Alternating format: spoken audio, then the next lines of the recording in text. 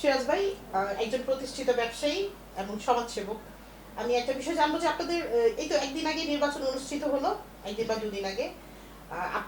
আপনি তো বিনা প্রতিদ্বন্দ্বিতায় সভাপতি আবারও নির্বাচিত হয়েছেন, কিন্তু এই সমিতির নির্বাচনটা এত সহজ ছিল না। এই মামলা টামলা এত কিছু, আসলে এত জটিলতাটা কেন ছিল? আসলে আমাদের এই সমিতিটা বহুত বড় সমিতি, যেটার সদস্য সংখ্যা প্রায় 2200 প্লাস। তো এখানে আসলে এই সমিতির একটা ফান্ড ছিল, প্রায় 6 কোটি টাকার মতো আমাদের ফান্ড আছে। এবং আমাদের 1 একরের মতো জমি জমি আছে নদীর ওপার কেরানীগঞ্জে।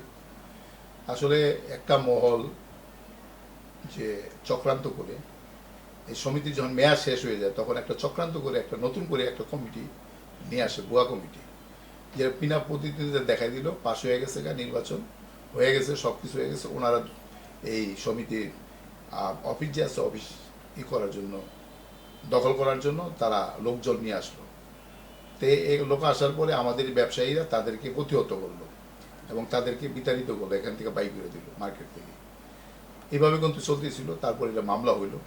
মামলা হওয়ার পরে আমরা হাইকোর্ট থেকে আমরা জিতলাম, আমাদের পক্ষে রায় দিল এবং নির্বাচন করার কোনো বাধা থাকলো না। তখনই কিন্তু আমরা 3 বছর পরে আমরা এই নির্বাচনটা আমরা করলাম। এখানে অনেক দিন যাবৎ নির্বাচন হয় না দেখে অনেকে দাঁড়াতেও আগ্রহী ছিল না, যেহেতু এত ঝামেলা ঝামেলা ছিল। তো আমাদের দেখা গেল যে 15 সদস্যের যেই কমিটি, এই কমিটির ভিতরে 5 জন বিনা প্রতিদ্বন্দ্বিতায় নির্বাচিত হলো, আর 7 জনের জন্য নির্বাচনটা অনুষ্ঠিত হলো। তো আমাদের নির্বাচন খুব জাঁকজমট নির্বাচন। পুরনো ঢাকার ভিতরে ব্যবসায়ী যে এইগুলা আমাদের সমিতিগুলো আছে, সবচেয়ে আমাদের বাদামতলীতে যে নির্বাচন হয়, এটা মানে খুবই জমজমাট একটা নির্বাচন হয়। তো এই যে এইভাবেই নির্বাচনটা হইলো, এখানে সুন্দরভাবে নির্বাচনটা পালিত হইলো। আমাদের এখানে যারা জনপ্রতিনিধি আছেন, ঢাকা 7 এবং ঢাকা 6 নিয়েই কিন্তু বাদামতলী। তো আমাদের 6-এর যে এমপি মহোদয়, উনিও আসছিল নির্বাচন দেখার জন্যে। তারপর ঢাকা 7-এর যে এমপি মহোদয় আছে, উনিও দেখতে আসছিল। এখানে দেখে তাদের সহযোগিতা আমরা নির্বাচনটা সুন্দর শান্তি শৃঙ্খলাভাবে আমরা নির্বাচন অনুষ্ঠিত হয়েছি, সুন্দরভাবে সম্পূর্ণ করেছি আমরা। এবং এখান থেকে আমরা 12 জন যে আমাদের নির্বাচিত, তারা আমরা এই কমিটিতে এখন শপথ নিয়ে আমরা অলরেডি সমিতিতে আমরা বসেছি।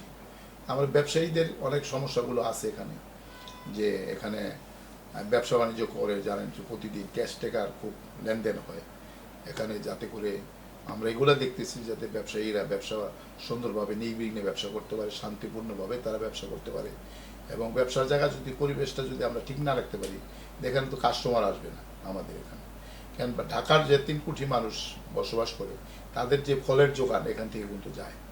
এখান থেকে বাইরেও আমরা মালগুলো পাঠাই, খেজুর, খেজুরের সিজনে রমজানে খেজুর, ফলমূল এবং দেশি আম, লিচু, এগুলো কিন্তু আমাদের এখানে প্রচুর পরিমাণ ডেলি 1 থেকে 150 ট্রাক এখানে ইন করে প্রতিদিন, আমাদের প্রতিদিনই সেল হয়।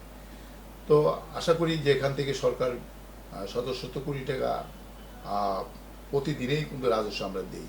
কারণ যে আমাদের অনেক কন্টেনারগুলো আমাদের পোর্টে আসে, পোর্টের থেকে আমরা ডেলিভারি নিই। এখানে পোর্ট থেকে আমরা কিন্তু বিভিন্ন বাংলাদেশের বিভিন্ন জেলাতে পাঠিয়ে দিই।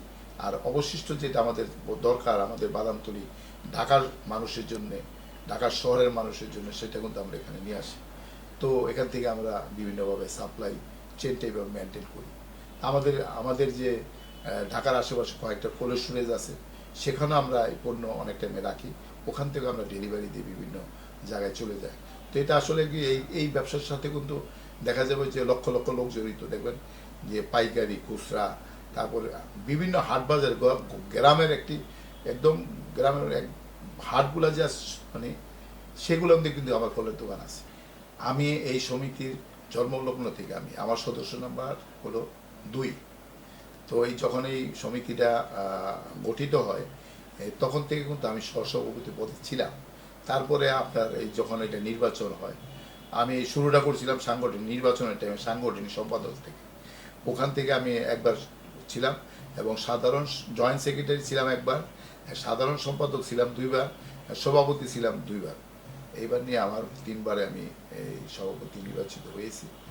তো এইভাবে আমাদের চলছে। আমি শুধু এইটার ভিতরে আমি বাংলাদেশ ফ্রেশ ফুড ইম্পোর্টার অ্যাসোসিয়েশনের আমি সভাপতি হিসাবে দায়িত্ব পালন করতেছি।